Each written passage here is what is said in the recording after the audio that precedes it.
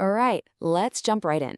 When you think about securing AI, your mind probably goes to complex algorithms, maybe some high-tech firewalls, after everything's already built. But what if I told you the real security work, the most important stuff, happens way before anyone writes even one line of code? That's what we're going to dig into today, how the safest AI systems are built not on code, but on a rock-solid foundation of requirements. And look at this. This right here shows you exactly why this is so critical.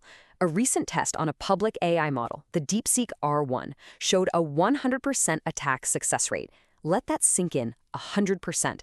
Every single malicious prompt they threw at it, it worked. This is what happens when security is treated like an afterthought instead of a core requirement. It's not just a small bug, it's a total catastrophic failure just waiting to happen. So that really forces you to ask a tough question, right? Especially if you're building or using AI systems. Is your AI's security actually built to last? And be honest with yourself, is it being built to fail just like that model we just saw? Okay, so how do we avoid that kind of disaster? Well, it takes a fundamental shift in how we think. We have to stop just patching holes after the fact. That's the patchwork approach. Instead, we need a real blueprint from the start. It's a mindset that big players like CISA and NIST are calling secure by design. And you can really see the difference here. On one side, you've got the old way. Just build it, ship it, and then scramble to fix the security holes as they pop up. It's all reactive. But the new way, this secure by design approach, it's the complete opposite. It says security is a non-negotiable, gotta have requirement from day one. It's literally part of the AI's DNA. This is my favorite way to think about it, honestly. It just makes so much sense. You would never build a 50-story skyscraper and then, after it's all done, go, oh, right, we should probably add some fire escapes. That's insane. And it's the same thing with AI. These security controls, these guardrails we're talking about, they are the fire escapes. They have to be in the original blueprint. So I keep saying guardrails. What do I actually mean by that? Think of them as the rules and safety controls you literally design into the AI's blueprint.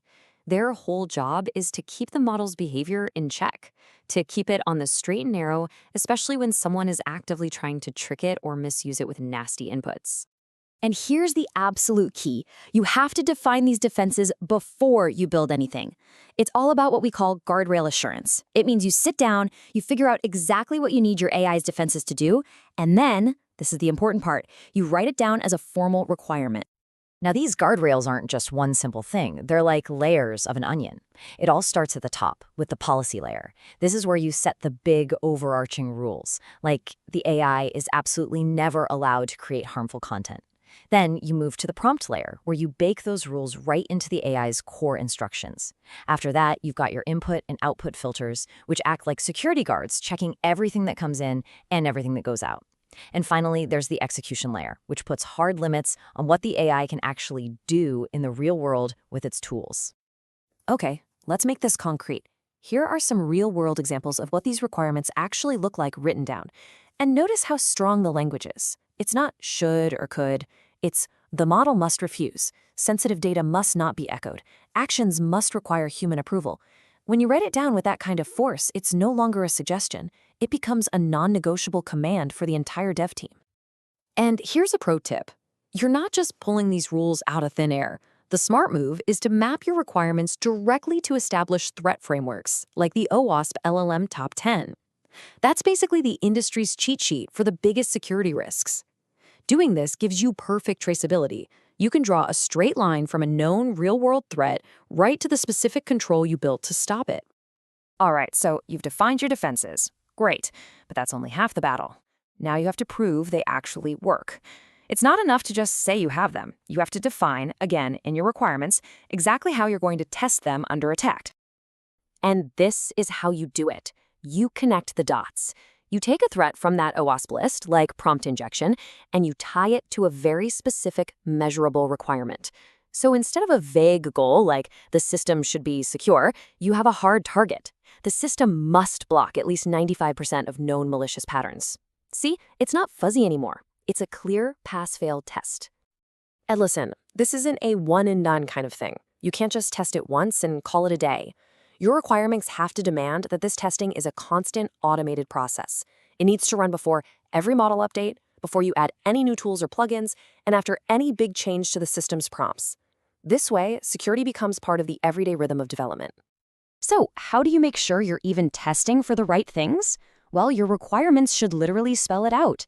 They need to say that your tests must be built on credible, industry-standard frameworks like MITRE Atlas and that OWASP Top 10 list again. Why? Because these frameworks are built on real-world attacks. You're not just guessing, you're testing against how actual attackers operate. Okay, this brings us to the final, crucial piece of the puzzle, validation. And it's important to know this is different from testing. Testing asks, does this specific security control work? But validation asks a much, much bigger question. It asks, can I actually trust this AI to do this specific job safely out in the real world? And validation is definitely not a one-size-fits-all deal. You have to validate for each specific use case. I mean, think about it. The security you need for a simple customer service chatbot is going to be worlds away from what you need for an AI that's handling critical financial data, right? Same thing goes for the data it's touching. You have to validate based on how sensitive that data is. An AI that's digging through confidential HR files needs a whole different level of security validation than one that's just writing public marketing copy. It's all about context. And finally, you validate based on how much power you're giving the AI, its level of autonomy. An AI that just gives advice and can't change anything, that's pretty low risk. But an AI agent that can actually do things on its own, like update a database or issue a refund, that's a whole different ballgame. The more power it has, the more you have to prove it can be trusted. So let's pull all these threads together. We've talked about blueprints, guardrails, testing, validation, but every single one of these points back to one single core idea. Security has to be a formal, written requirement. So why? Why is the simple act of writing it down so absolutely non-negotiable? Well, for one, it gives you traceability. You can connect a threat straight to the control you built for it. It also drives good governance because it forces you to align with big, important frameworks like the NIST AI Risk Management Framework. And maybe most importantly, it guarantees repeatability. It ensures that every single update gets the exact same tough safety checks every single time. Because here's the bottom line, the hard truth. If security isn't a written, formal requirement, it's not a requirement at all.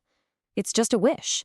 And when deadlines are tight and the pressure is on, wishes always, always get thrown out the window for more performance, cooler features, or just getting it out the door faster. It happens every single time. So that leaves us with one final question for you to take away. I want you to really think about your own AI projects and ask this. Is security just another feature on your to-do list, something to check off? Or is it a fundamental, non-negotiable requirement of the entire system? Because your answer to that question will decide everything.